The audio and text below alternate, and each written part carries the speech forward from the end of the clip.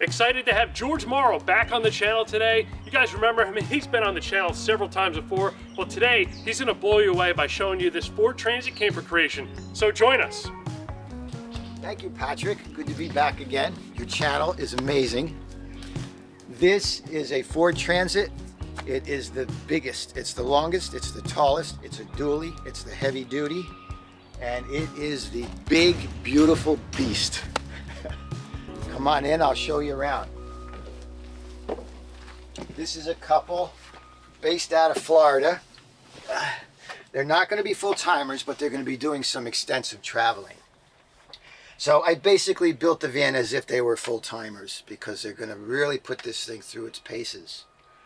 Starting up front here, you can see we've got our lagoon tables, and the two of them can sit here and have their dinner. They could do their reading or computer work. I gave each of them a reading light. In fact, some of the little details, one of them was we raised the fridge so that Yvonne could get her toes under it and just be able to stretch her legs out a little bit more for her knees. Our lagoons all fit where they should fit to get them out of the way. That's something that we always keep an eye on. The other thing I want to show you is don't center your plate on the bottom of the table. Offset it, because that gives you way more options. See, if I put it this way or I turn it around, now it's in closer. So you do have options. And with it that way, the way this one's set up, you can use this as a workstation. Same thing with this one. So now if you were, these two are big cooks, they love to cook. So you've got all this counter space to work with now, and then when you're finished, you just bring this right back around. If Yvonne's driving, she can leave this up like this, and she's got room to swivel the seat back around. Not if Danny's driving, he's a big boy. And then that's where you'd leave those. This is the Cruise 130 refrigerator, and typically I put in a large fridge for my clients. And when I did the cardboard build in this one, because I do a cardboard build for every van, I put the nice big Cruise 195 here, which is a fridge freezer combo. And then I had Yvonne and Danny sit down, and boom, you had this big wall right here in front of you, closed off everything. If you get a view from here later on, you'll see now the way we made this alteration. You got a nice big sight line all the way down the van. So what we did, I made the suggestion that we put in the large Dometic fridge freezer chest in the back of the van. That's a 12 volt. So what they're going to do when they're getting ready for a trip, Yvonne's going to make all those meals and freeze them. When they get into the van, they're going to put those frozen meals in the chest. Day to day, they'll transfer them up to the working fridge here in the galley. We've got a DC TV on an arm. I don't know that you really need the arm, but if you wanted to bring it a little more centrally located here for a more cinematic feeling, DC only, so you don't need to fire up your inverter for that. We've got AC and USB right here, and then we have them again over here on the end of the galley. I got a little locker up here, and I'm using my signature springs and a soft close hinge, and they just click close with a magnet.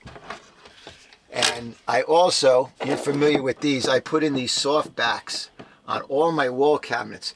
In the future, if we ever want to run a wire, diagnose a problem, these panels come right out. They pull right out and you have access to the back. One of the things we did in this van, and I don't know if I would do it again, but I bought the headliner for a Ford Transit passenger van. Because I noticed, you know, the Ford Transit, it starts its swoop way back here on this roof rib. The Sprinter starts it up here. The ProMaster starts up here. So interior, you've got this slope this way, and then the walls come up that way. So I looked at some manufactured builders, I looked at some DIYs. I said, I don't like the way anybody's handling this. I don't know what to do up here. So then I got the idea to get the passenger headliner. great. It fit like a glove. We were able to integrate our boardwalk right into it, cut it away. This side of the headliner, we were able to leave alone. This side, however, had we left it alone, it was way down here, because for the passenger version, you had to make room for airbags and air ducts for air conditioning. So we started hacking it apart. We cut it apart and we raised it up and remounted it, put a little trim ring on it. Now it's really nice. It worked out really well. And you know what? I say I wouldn't do it again. It was only this first time that it was a problem, because we were, R&Ding this thing as we go on the fly. Now we know what to do. We could get another one of these and we could cut it up, and we know just how to do it. Down here, Yvonne asked us to give her a little jump seat. So we designed this jump seat, and the reason for this is so that she and Danny could share their dinner together face to face. It's a very romantic notion. So I did mention it's not going to be very comfortable, but the way the ergonomics are with this, it's really not bad either. So they can do a dinner face to face. If you wanted to, you could change your shoes getting in and out of the van, but it's a very unobtrusive little jump seat, closed with magnets. The roll-F screen, custom roll-F screens. This one was relatively conventional as roll-F screens go. Later on, I'll show you the one in the back, custom job, and roll-F actually said to me, I don't know if we could do this, but they did. They did a great job. Where you see it. The Lagoon tables, where we can, we double up on the mounting plates. This gives you more range of motion. It also makes it more stable. Okay, I hate the way they rock on one mount. We couldn't do that over here, but we did make this beautiful cherry standoff. Looks like a guitar. The flooring, this is a click lock vinyl floor. This is called cherry linen, and it's got a whitewash look to it. I think it goes really well with the cherry and the 80/20. We do all of our own fabricating. So even these little grills for airflow, we make those on the CNC machine. So I mentioned the boardwalk. This is purely a design element, just an aesthetic element to run down the center of the van, and then we bring our ceiling panels off the sides. It's not necessary, but I like it. I think it adds a nice element to the van. We've got our fans and air conditioners tucked in. We can put a nice string of puck lights in there. In the galley, again, my signature sink. This is as big as I could get into this galley. So big that we mount our faucets on the side rather than back here. So this is your standard pull-out faucet, hot and cold water. The hot water is made while you're driving with our closed-loop glycol system. I can show you the guts to that. And then we have the Acuva. This is cartridge filtration and UV light.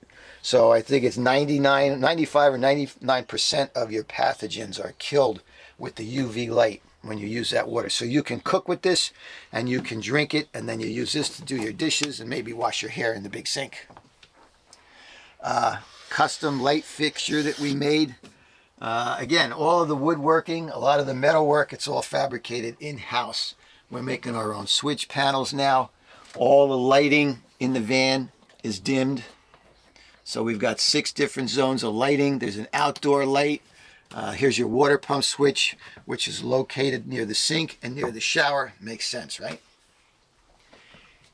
In this galley, we're going to be using an induction cooktop, and then you have an outlet and a USB. This USB will only be live when the inverter's on, which is not a big deal because we have 630 amps of lithium, 12 volt. So I got a nice big work surface here for their induction cooker.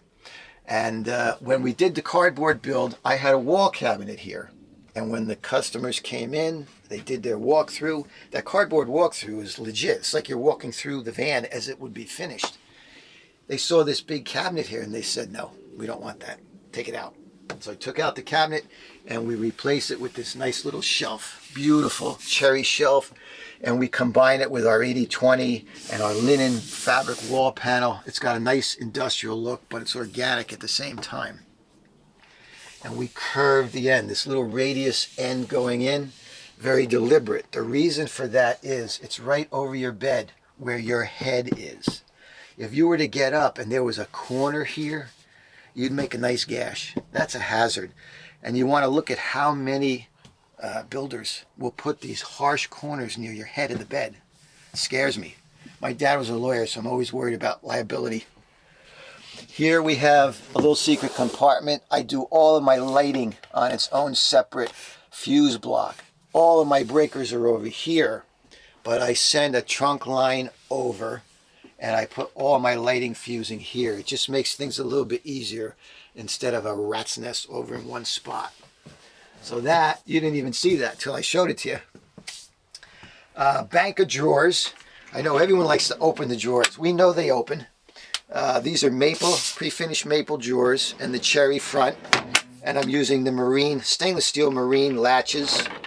And they do not fly open. They lock closed. Some people will tell you they rattle, and they do, unless you make provision for that. It's either a little plastic dumpling here, or you put a little piece of tape behind it there, and they don't rattle.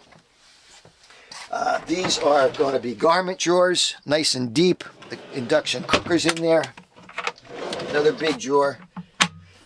So we've got two very deep garment drawers on this side, and then we've got our cupboard up front. This is under the sink, and we've made use of this entire space, specific. We put our trap down through the cabinet. Look at this. To pull your faucet, we have a retractable cable. Instead of a weight, we put in a retractable cable to bring it back to closed position. And this little apparatus, you're going to see what this is doing on the other side. There's two magnets here, and then there's magnets in the bottom of these cupboard doors. So when you close them, it locks it in here. But when we get outside, you'll see why this is even here.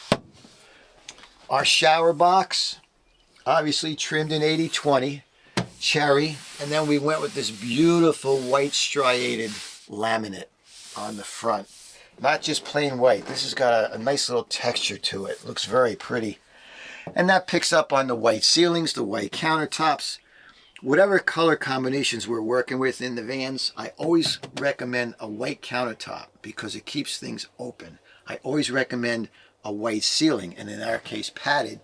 And if you notice, these ceiling panels are removable. They're designed and they set up here in such a way that they don't rattle or move around. But if I wanted to take this panel down, I just remove those 3 screws and I can get it down. The shower is interesting. This is a split door shower. I can't say that this was my original idea, but I can tell you why we use it. Danny's a big guy, as I said. So when he wants to take a shower, he's going to pull his curtain closed, and then he's going to bring this hoop out to there.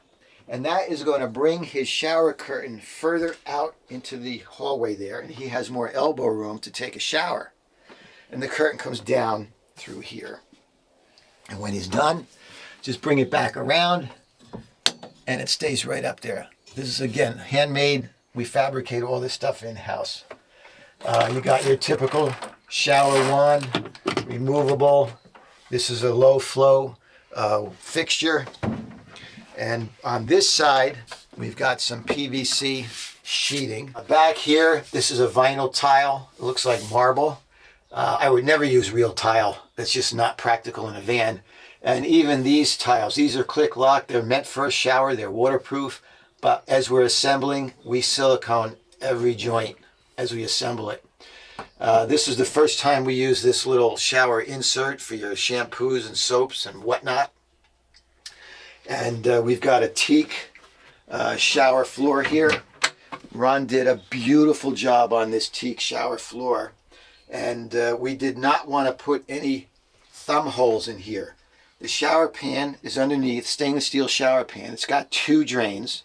So when you want to clean those drains out, we made a tool that I have in the back of the van that you stick down between the slats and you just pull it right up. And that's how you get at the bottom shower pan. But you're going to do that once a year, twice a year. I didn't want to see a thumb hole the rest of the year. Trellino. This is a new toilet we're trying out. It's a German company, Trellino. It looks like a really nice quality toilet.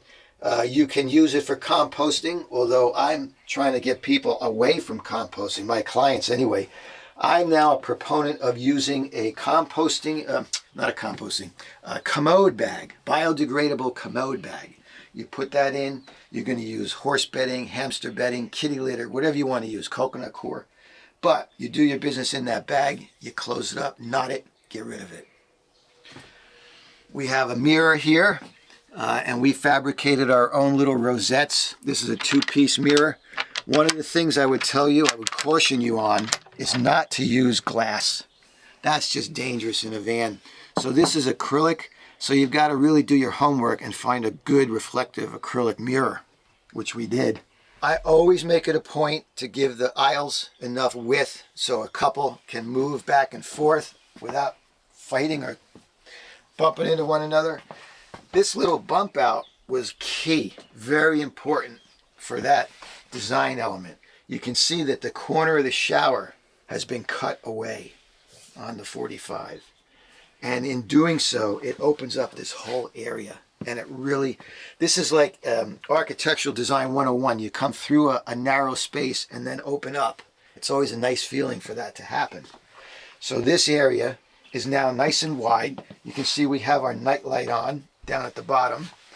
And we've got a garment drawer here, a garment drawer here, and then we have this little pantry. Look how cute this little pantry is. Now, these are adjustable shelves, right? And this entire pantry box is removable, as are the two drawers. And you've got a ton of service back there. My wiring is back there. You have access to underneath the bed through the bulkhead. Again, part of my build philosophy is accessibility, ease of service. You're going to knock down the labor on any of these repairs that you're going to make. It's not if, it's when. To get into the bed, our countertops are standard 36. So you can see your mattress is pushing 40, 42, right?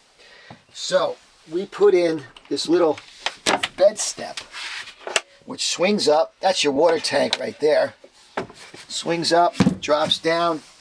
Now you can use the bed. You leave this out all night, and you'd have all the other lights out in the van, but you've got a night light down here that's going to illuminate this step area. You've got the same night light in the shower. So when you're under that red light, it's night vision. You're not going to be concerned with waking up. This is my breaker panel. I used to see these on our boats. I love them. I will continue to use them. They've got a nice analog feel to them. I just love seeing these in the build. I don't want to bury them. You have AC on this side, 120 volt AC, and then 2 lines of DC switches. Lithionics gauge. This is for the Lithionics battery. There's 630 amps of lithium with an external BMS. And anything that you can do on this gauge, you can do on your phone with an app.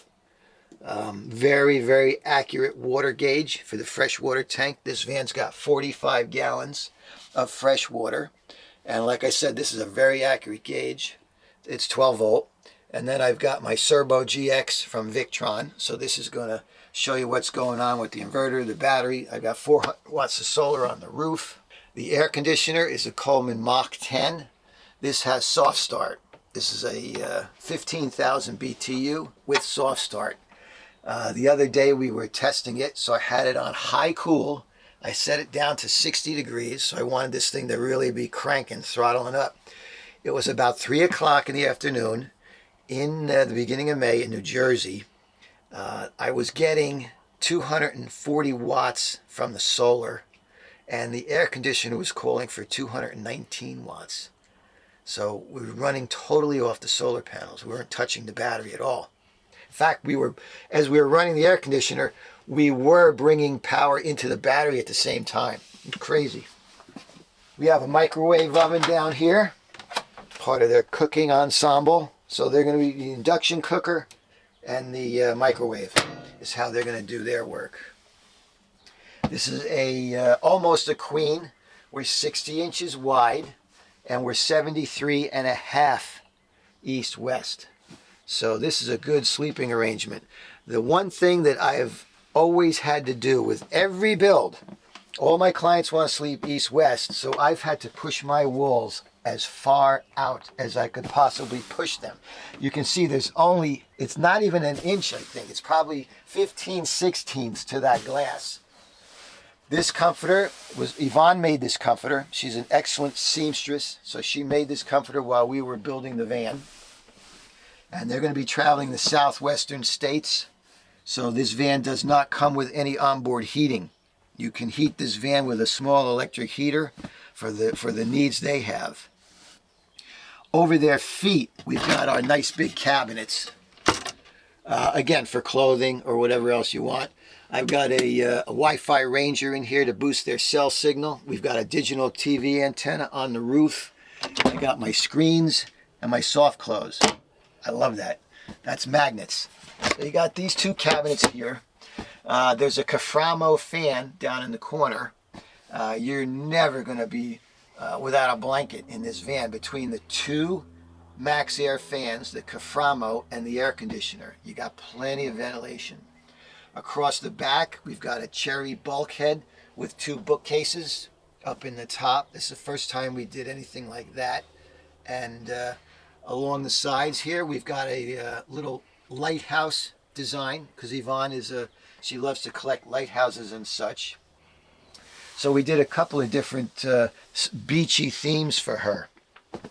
This foam mattress is 6 inches, and what we did over here, this is a perforated 3-section bedboard, so you can take the sections out, but we gave them this little storage box in here. This could be a laundry box. This could be where you store some valuables if you're going to be out hiking for the day.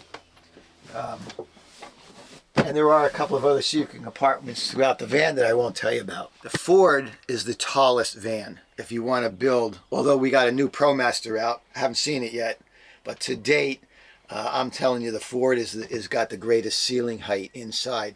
I have 1 inch of foam insulation and an aluminum joist system under 3/4 of plywood, and then the finished floor. Up here, again, I've got a 2-inch gap to this ceiling. And what I do throughout all my vans is I double insulate with Thinsulate. I do 2 layers of Thinsulate, and where appropriate, I also back it up with a foam board as well. And that tends to lower the height of the ceiling. I'm 5'7" on a good day, and I'm standing under the air conditioner. So you can see easily a 6'1" person could stand here without any problem. In one of my vans, the owner was so tall that we had to literally recess the air conditioner, mount it further up into a little. It was a nice job, it really was. Accessibility, serviceability is my build philosophy. That's the Humble Road moniker, right? If you look in the back here, in these particular vans, the Ford van, we got these little mounting plates with the bolt on either side. There is an access to the door hinges back there.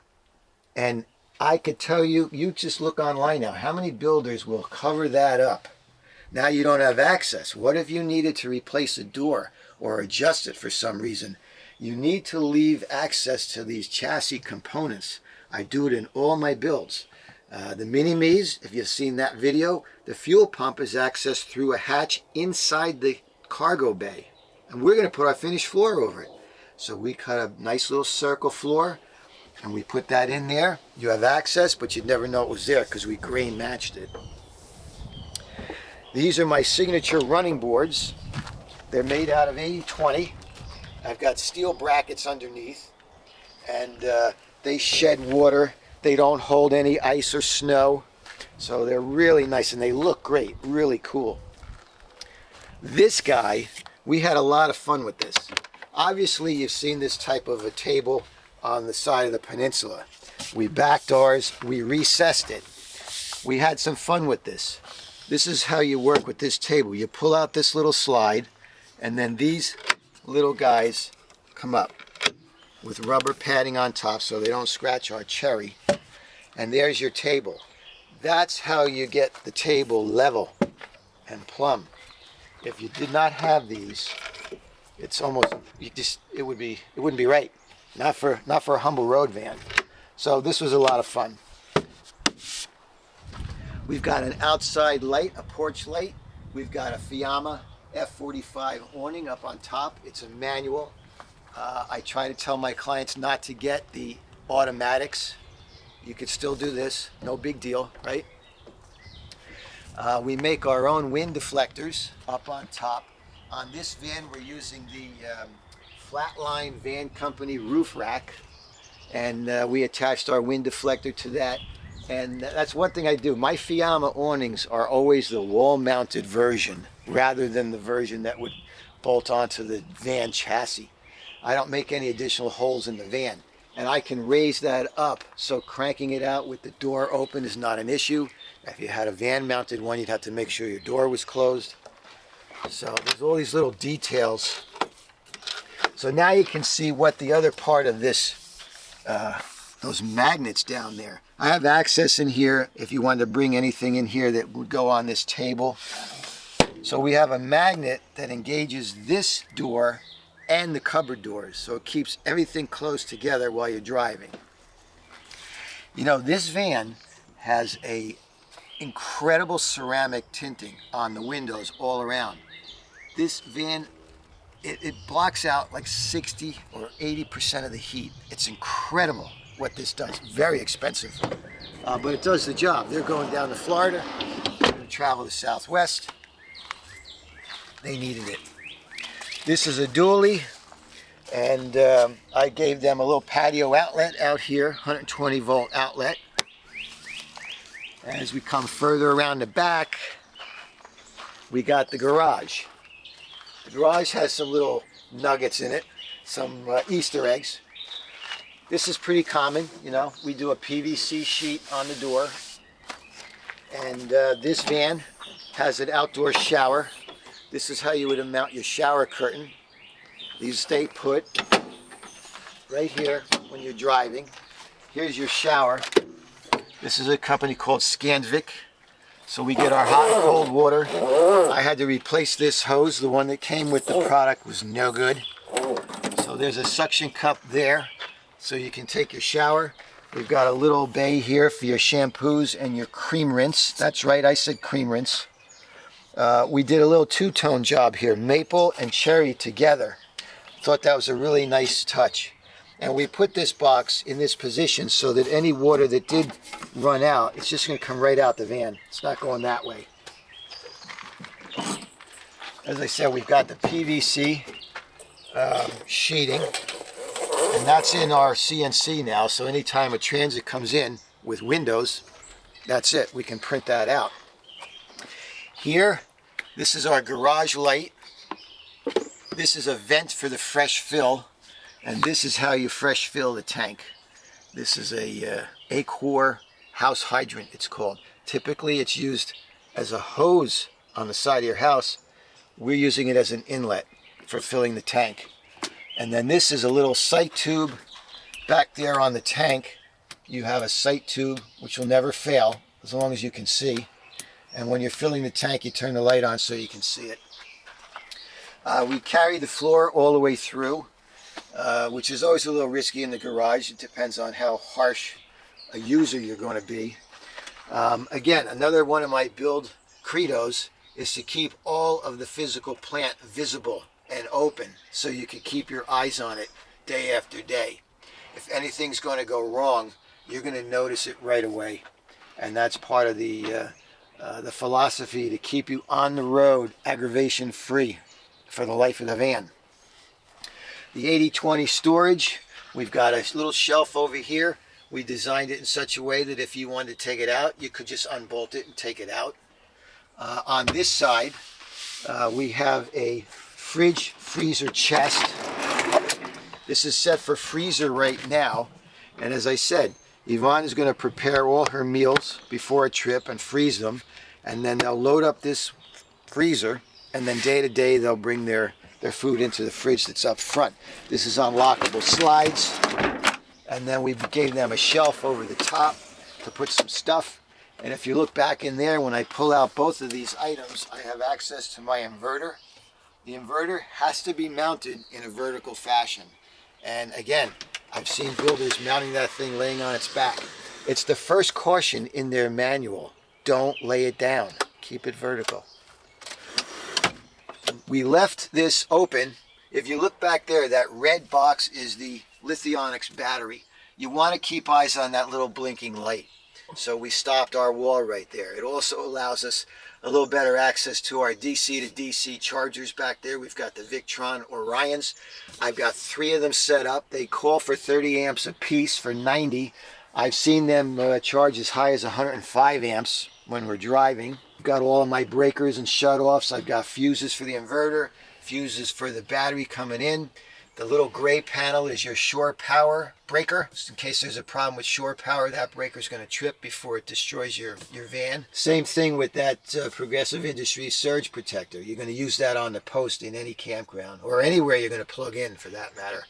I give them a dog bone, so you can take your 30 amps and step it down to 15 or 20 amps for charging. The inverter is a smart inverter over on that servo. You can tell it how many amps are coming in. It'll limit charging and use to that amperage. This is the back of the bookcase. And again, we did that two-tone maple and cherry. I thought that was a beautiful combination. And then there's a little shelf here. You know, you wouldn't want to put things you use every day up here, but here's another spot for you to store stuff. My Rolex back here was a very nice job. Very nice. Like I said, they were not quite sure they were going to be able to do this, but they really did an incredible job. So this comes right down the side of the van like this. Look at how swift that is. And on this side, you zip down. So now, if this was down, you could still take a shower. That was the whole point, is that you could take a shower while this screen was down.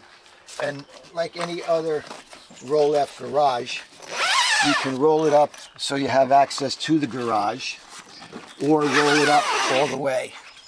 So they gave you another set of grommets right there. So you can stop it there, but you can see that, you know, they do such a good job. They really do. And then there's a screen here, and then there's a zip out block in the back, so at night you can leave this open if you wanted and get some ventilation that way. If you look back in the corner there's my water heater. That's an isotherm, isotemp, I don't know, I always get them confused. Just shy of 5 gallons, and we're making that hot water as you drive with a closed loop glycol system. I've got a glycol reservoir back here in the corner. When you start the engine, that pump starts pumping the glycol through to a heat exchanger up at the front. The engine coolant comes down and meets that heat exchanger. That's where we pick up our heat, bring it back to the water heater. The water heater has a heat exchanger in it that has an adjustable mixing valve for the water coming out. It's a very simple system. Basically, this water is coming to you at 150 to 170 degrees. It's very hot. You can mix it down, but what I tell my customers is please be careful with it. You can scald yourself, but I want you to have that hot water available, and you register it at the tap. That way, you're not going to run out of hot water. You're going to use very little of it. Coming around this side, we've got the smart plug, which is what I always use for my 120 volt, and this is the place to put it. Down here is our gray water drain, and then I also have an electric button you can press and open a motorized ball valve. If you were over a grate or you're out in the woods somewhere appropriate, you could dump the water that way as well. And then up front here, I've got my signature running boards out of 80/20 with rubber toppers. And we arrived at this length for this running board because typically here's what you need to step in and out of the van. But that means you'd have this corner right here. How many times do you think you're going to smash your shin on that? So we brought that out a little longer.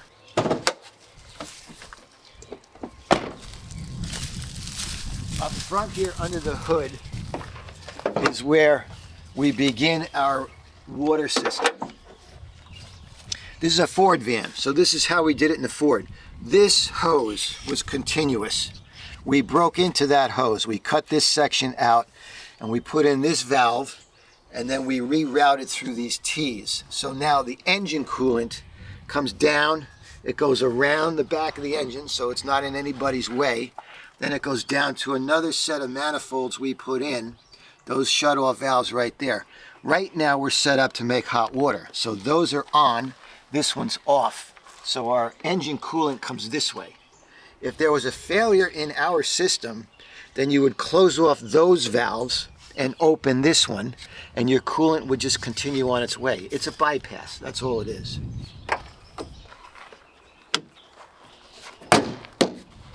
So that's this van, Patrick. It's ready to go out the door. They're going to take it back down to Florida, and they're going to start their... Actually, they're picking this van up next week, and I told them, van builder's orders, you got to stay in the area for 4 or 5, 6 weeks. I was teasing, but obviously what I want them to do initially, stay at my shop a night or two and get used to the van, get acclimated to the systems. Then they're going to go northeast. Because they're from Florida, my shop is here in New Jersey. They're going to travel the northeast for a few weeks. Vermont, New Hampshire, maybe as far as Maine, Niagara Falls. Then they can come back. If there's any problems, any questions, any issues, they come right back to the shop. We take care of it, send them on their way. My shop, I'm expanding. This is my 4th year in business, and I just took over the space next door, so I'll have a total of 5,000 feet. I'll be doing some videos on that expansion. You'll be able to watch those. I got that whole area is now my tool room, and the original 3,000 feet is going to be all vehicles. So it's going to be a really good year. Awesome to have you back on the channel, George. I always love what you're doing. Your shop is only a mile from my house, and I do stop by occasionally just to see what's up. And I love the Mini-Me. I saw a Midi-Me, which these are miniature camper vans. We featured one on the channel before. You're doing a lot of Sprinters and Transits too. Can you tell us about any new products that are coming up? Yeah, I work on all 3 of the large platforms, the Sprinter, the Transit, and the ProMaster. And they all have their pros and cons in terms of building and usability. There is no one perfect van. And a lot of people, my potential clients, will ask me, what van do you think I should get? I said, I need to listen to what you want to do with it first. I need to know what your objectives are, and then we can put you in a van. That's the big guys. But I could also see there was a need for a smaller entry-level van. So I started with the Ram ProMaster City, which is a little tiny micro camper. We built that out. Patrick did a video on that. Just last week, I introduced the first Midi-Me. So we've got a Mini-Me and a Midi-Me. The Midi-Me is on the Mercedes Metris. Again, solo travelers. This whole mini series that I'm working on are meant to be solo travelers. So the Midi-Me is now on a trip cross country. He left here, he went to Boston, and he's going over to Newport, Oregon. So we'll see how that trip goes. He's sending me pictures from the road. He's as happy as a clam in his Midi-Me. Then I've got the Maxi-Me coming. That is the 118 wheelbase ProMaster, low roof. Again, it's just a bigger solo traveler. We could do a rear fixed bed. We could do a twin bed. We could do 2 twins, but it's a 1500, so we got to worry about weight in all our vans. That's another thing. You just saw what's in this van, right? This van's got an 11,000 pound gross vehicle weight rating. Only the Sprinter has more at 11,030.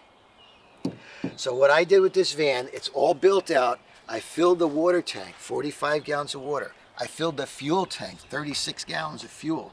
Then I took it to the Catskills over in Bordentown, and this van came in at 9,600 pounds with me in it. Okay, I'm a big 140 pounds. Anyway, that leaves you about 1,400 pounds for cargo, for stuff, for food, which is very generous, very fair. That's a testament to the 80-20. Incredible build, an incredible YouTube channel you have. I know you're doing weekly videos. At the time of this video, you have about 91,000 subscribers.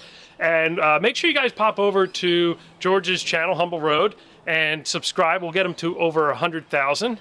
And if you're a fan of vans and campers, please make sure you subscribe to New Jersey Outdoor Adventures YouTube channel. I'll leave links to George's website and his social media and his YouTube so you guys can follow along. George, thanks for coming out today. Beautiful day here. No wind. It's not humid. And we'll see you next time. Thanks, Patrick.